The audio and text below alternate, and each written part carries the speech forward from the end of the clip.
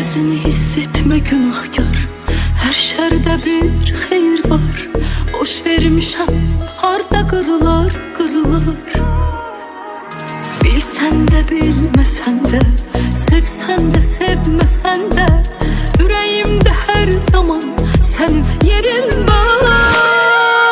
Bir çare tapam görək, daha düzmür sevən ürək. Mənim qədər səni kim sevəcək? Sensizlik yenə hökm edir, gecələri yata bilmirəm, ürəyimdən səni ata bilmirəm. Niyə bu qədər yadlaşmısan, buz kimi olmusan mənə? Nə etmişəm axı ömrümdən sənə? Sensizlik yenə hökm edir, gecələri yata bilmirəm, ürəyimdən səni ata bilmirəm. Niyə bu qədər yadlaşmısan, buz kimi olmusan mənə? Nə etmişəm axı ömrümdən sənə?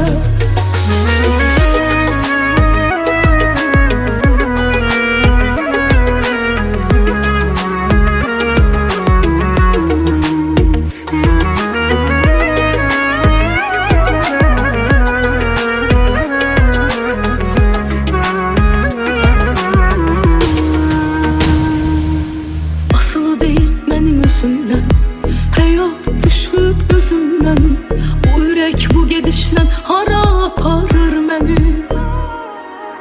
Kim sevər səni, mən kim?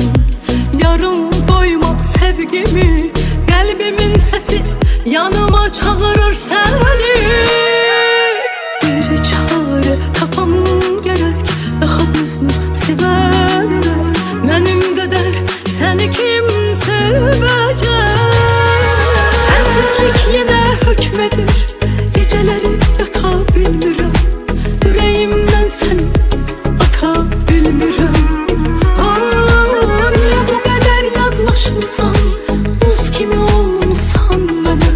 Nə etmişəm axı ömrümdən sənə? Sensizlik yenə hökm edir, gecələri yata bilmirəm, ürəyimdən səni ata bilmirəm. Niyə bu qədər yadlaşmısan, buz kimi olmusan mənə?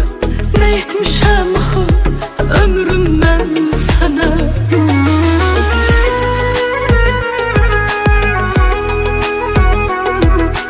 Ürəyimdən səni ata bilmirəm.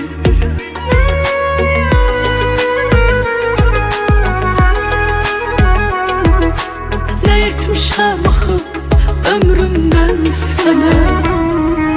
Sensizlik yenə hökm edir, gecələri yata bilmirəm, ürəyimdən səni ata bilmirəm. Niyə bu qədər yadlaşmısan, buz kimi olmusan mənə? Nə etmişəm axı ömrümdən